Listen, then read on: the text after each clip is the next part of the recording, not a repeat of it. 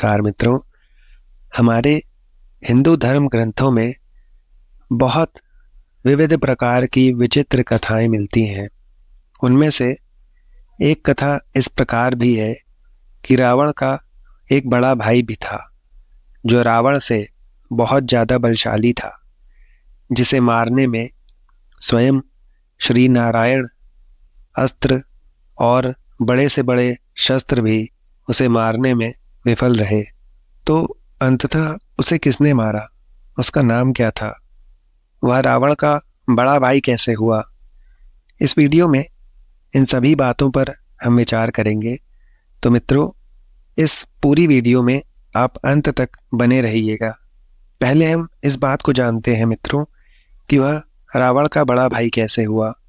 मित्रों, लेकिन आपसे ये अनुरोध है, यदि आप इस चैनल पर नए हो तो इस चैनल को सब्सक्राइब कर लें, और ये जानकारी आपको अच्छी लगे तो इस वीडियो को लाइक अवश्य करें। मित्रों, राक्षस राज सुमाली की पुत्री कैकसी का विवाह विश्रवा के साथ हुआ था, जिसके कुछ ही समय बाद उसने रावण को जन्म दिया था।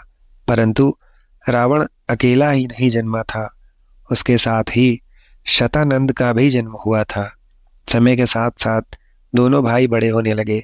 शतानंद हर समय अपने भाई रावण से अपनी तुलना करता था। वो हर विषय में अपने भाई रावण से कहीं अधिक श्रेष्ठ सिद्ध होने लगा था। धीरे धीरे आयु वृद्धि के साथ दोनों भाइयों का अपनी शक्ति से परिचय होने लगा, और कम आयु में ही दोनों ने युद्ध शिक्षा लेना आरंभ कर दिया। फिर एक दिन दोनों भाइयों ने अपनी शक्ति की आजमाइश के उद्देश्य से आपस में ही युद्ध शुरू कर दिया। उस युद्ध के बीच में रावण ने कहा कि मुझे पता है कि मेरा शरीर आपसे कम विकसित है, लेकिन मेरी ताकत को कम आंकने की भूल मत करना। यह सुनकर रावण का भाई शतानंद क्रोध से भर गया और बोला कि ठीक है, दिखा अपनी ताकत। फिर दोनों भाइयों में घमासान युद्ध हुआ, और इसका परिणाम ये हुआ कि रावण को अपने भाई से युद्ध में हारना पड़ा। इस घटना को रावण और शतानंद की माँ ने लिया। उनकी माँ ने उन्हें बहुत डांट लगाई कि तुम दो आपस में युद्ध क्यों कर रहे हो? मैंने तुम लोगों को राक्षसी सत्ता को कायम रखने के लिए जन्म दिया था।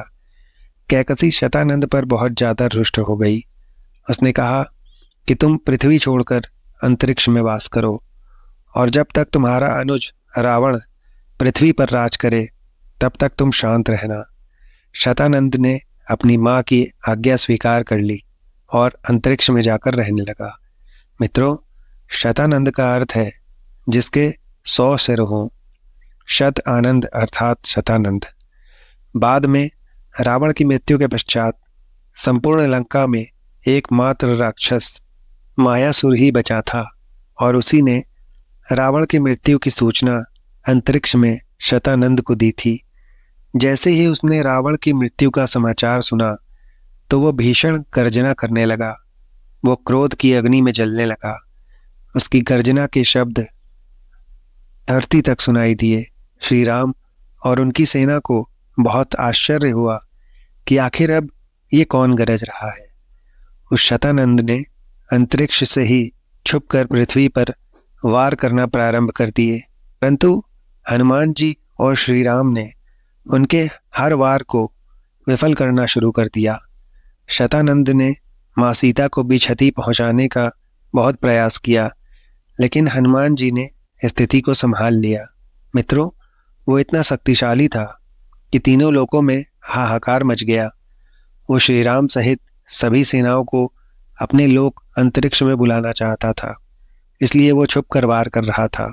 सुग्रीव जी ने प्रभु श्री राम से कहा, हे राम जी, अब आप ही बताइए कि क्या करना चाहिए। इस प्रकार श्री राम की सेना में विचार विमर्श होने लगा, और श्री राम की आज्ञा के अनुसार सभी उस शतानंद लोग उसके युद्ध करने उद्देश्य से वहां जाने के लिए तैयार हो गए।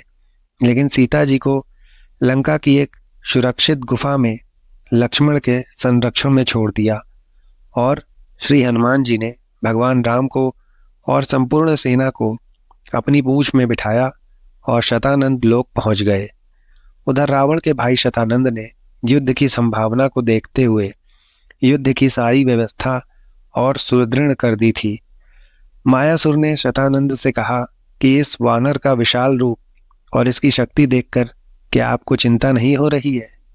ये सुनकर शतानंद ने तुरंत अपनी माया शक्तियों से श्री राम की सेना पर अलग अलग तरीके से प्रहार करना शुरू कर दिया। उसने वायु को और अधिक तीव्र कर दिया, जिस वजह से हनुमान जी की पूंछ पर बैठे हुए सारे वानर योद्धा असंतुलित होने लगे। बाद में किसी प्रकार से हनुमान जी ने संभाला। उसके बाद शतानंद और हनुमान जी में भीषण युद्ध हुआ। शतानंद ने हनुमान जी से कहा कि मुझे रावण या कुंभकर्ण समझने की भूल मत करना। तुम सबकी आत्मा कांप उठेगी जब मेरे क्रोध की ज्वाला तुम सबको भस्म कर देगी। इसी लोक में तुम सबकी समाधि बनेगी। मैं अपने अनुज रावण की मृत्यु का प्रतिशोध तुमसे लूंगा। इतना कहकर शतानंद अट्टहास करने लगा। उसके बाद विभीषण और शतानंद में काफी बहस हुई। बहस के बाद शतानंद की राक्षसी सेना और श्री राम की सेना में भीषण युद्ध हुआ। परिणाम यह हुआ कि श्री राम की सेना ने उसके सामने घुटने टेक दिए। वो ये रहा था कि सैकड़ों राक्षसों को मारने के बाद उसके दुगने राक्षस तैयार हो जाते थे। श्री राम और हनुमान का वार भी उस राक्षस का कुछ नहीं कर पा रहा था। मायासुर भी शतानंद का सहयोग करने और उसे उकसाने में लगा हुआ था। इसके बाद श्री राम ने युद्ध के निमित्त 12 आदित्य को भी बुलाया, जिनके प्रकाश से शतानंद की सेना नष्ट हो गई। लेकिन जैसे ही वो प्रकाश समाप्त होता तो वो राक्षस पुनः जीवित हो जाते थे और शतानंद मायासुर के साथ कहीं छुप गया था। हनुमान जी के साथ कुछ अन्य वानर शतानंद को ढूंढने में जुट गए। काफी उलझनों का सामना करते हुए हनुमान जी सामना मायासुर से हुआ। उन दोनों में काफी भयानक युद्ध हुआ।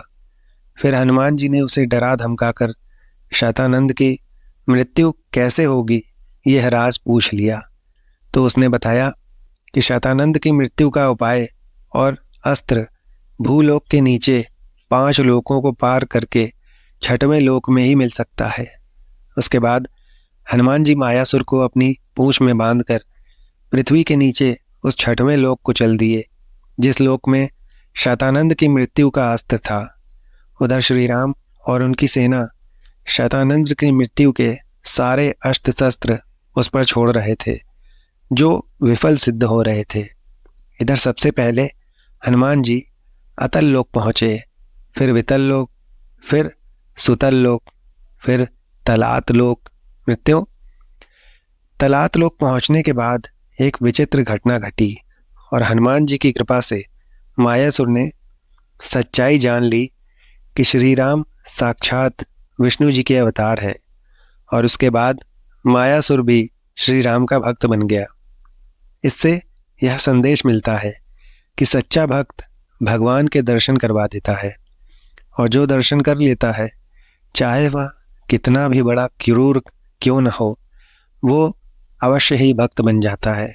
उसके बाद मायासुर को तलात लोक में ही छोड़कर हनुमान जी महात लोक को प्रस्थान कर गए। फिर अंत में रसातल लोक पहुंचे। मित्रों, ये वही लोक था जिसमें शतानंद की मृत्यु का अस्त्र मौजूद था, जहां पर हनुमान जी का सामना नागराज वासुकी से हुआ। वासुकी ने हनुमान जी पर वार भी किया, लेकिन हनुमान जी के सामने क्या कभी किसी की चली है? हनुमान जी ने कहा, मेरे लिए राम काज ही सबसे ऊपर है। मैं आपसे युद्ध करने नहीं बल्कि सहायता मांगने के लिए आया हूँ। वासुकी ने कहा कि आप क्या चाहते हो और आप कौन हो? तो हनुमान जी ने बताया कि मैं प्रभु श्री राम का सेवक हूँ। रावण के बड़े भाई शतानंद के वध के निमित्त यहाँ आया हूँ। लेकिन फिर भी नागराज वासुकी को यह परिचय समझ में नहीं आया। फिर हनुमान जी ने एक शर्त रखी, यदि आप मुझे यहाँ से उठाकर फेंक दें तो मैं यहाँ से चुपचाप लौट जाऊंगा, परंतु यदि आप मुझे हिला भी नहीं पाए तो आपको मेरी सहायता करनी होगी। वासुकी ने यह प्रस्ताव स्वीकार कर लिया, लेकिन जब वह विफल हो गया तब हनुमान जी को प्रणाम किया और समझ गया कि यह तो शिव के ही अंश है।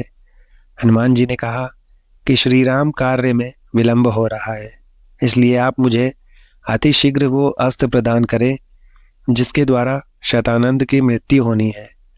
उसके बाद नागराज वासुकी ने वो दिव्य अस्त्र हनुमान जी को दे दिया और हनुमान जी उस अस्त्र को लेकर शीघ्र अतिशीघ्र श्री राम के पास चल देते हैं। इधर श्री राम ने शतानंद का वध करने के लिए नारायण अस्त्र का प्रयोग किया, लेकिन वो महान अस्त्र भी शतानंद का वध नहीं कर सका। इसी बीच वहां पर हनुमान जी पहुंच जाते हैं। हनुमान जी ने देखा कि श्री राम सहित उनकी सारी सेना धराशायी पड़ी हुई है, क्योंकि नारायण अस्त्र का प्रयोग जो भी करता है वह कुछ क्षण के लिए शक्तिहीन हो जाता है।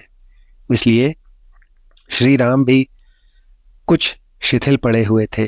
यह देखकर हनुमान जी अत्यंत क्रोधित हो उठे। जो दिव्य अस्त्र वो लेकर आए थे उसे शतानंद पर चला दिया। शतानंद मर तो गया, लेकिन पुनः जीवित हो उठा। उसी समय वहां पर शिवजी प्रकट हुए। हनुमान जी ने पूछा, हे भोलेनाथ, शतानंद को तो मैंने इसकी मृत्यु के अस्त्र से ही मारा है, फिर ये जीवित कैसे हो गया? शिवजी ने कहा कि ये सत्य है कि जिस अस्त्र से तुमने शतानंद पर वार किया उसी अस्त्र से उसका वध होना था।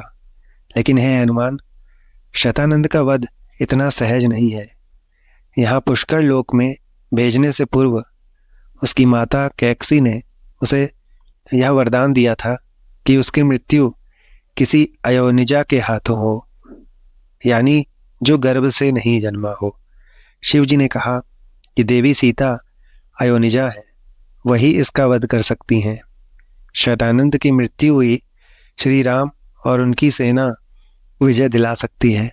हनुमान जी, अभी तक तुमने उन्हें वात्सल्य से परिपूर्ण माता के रूप में ही देखा है। संसार ने सीता जी को पतिव्रता रूप में ही देखा है। शिवजी ने कहा कि अब वह समय आने वाला है जब यह संपूर्ण संसार देवी सीता का महाशक्तिशाली रूप देखेगा, जो धर्म की रक्षा करने वाला होगा, किंतु अधर्मी के लिए महाभयंकर रूप होगा, जिसे देवी चंडी के रूप में माना जाएगा। शिवजी ने हनुमान जी को समझाया और कहा, अब तक तो ब्रह्मदेव ने देवी सीता को इस घटना की सूचना भी दे दी होगी, किंतु तब तक तुम्हें शतानंद को यहीं पर उलझाए रखना होगा, जिससे कि वह कोई और अनिष्ट न कर सके। हनुमान जी ने कहा कि ऐसा ही होगा। उधर ब्रह्मा जी ने जाकर सारा व्याख्यान माँ सीता को सुनाया। सीता जी अत्यंत क्रोधित हुई। सीता जी ने कहा, मेरे स्वामी और उनकी सेना के साथ जो भी हुआ है उसका बदला मैं अवश्य लूंगी।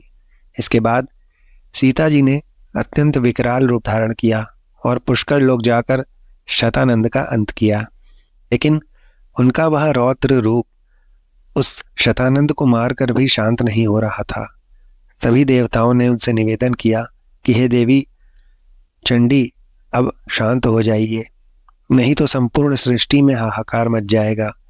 देवताओं ने कहा, माता, इस कोप को श्री राम ही शांत कर सकते हैं। इसके लिए उन्हें बेहोशी की अवस्था से जागृत करना होगा।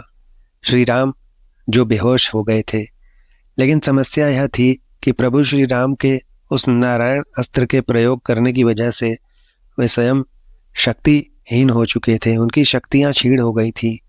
तो फिर वो कैसे सीता जी के क्रोध को शांत कर पाएंगे? हनुमान जी ने कहा, वे अवश्य होश में आ जाएंगे। फिर हनुमान जी ने श्री राम से बहुत निवेदन किया, जिससे श्री राम को होश आया और उन्होंने सीता जी को उनके क्रोध से मुक्त कराया। तो मित्रों, यह वीडियो यदि आपको पसंद आए तो इसको अवश्य लाइक करिएगा। यह जानकारी आपको अच्छी लगी हो और हमारे चैनल को आप सब्सक्राइब करना ना भूलें। धन्यवाद मित्रों।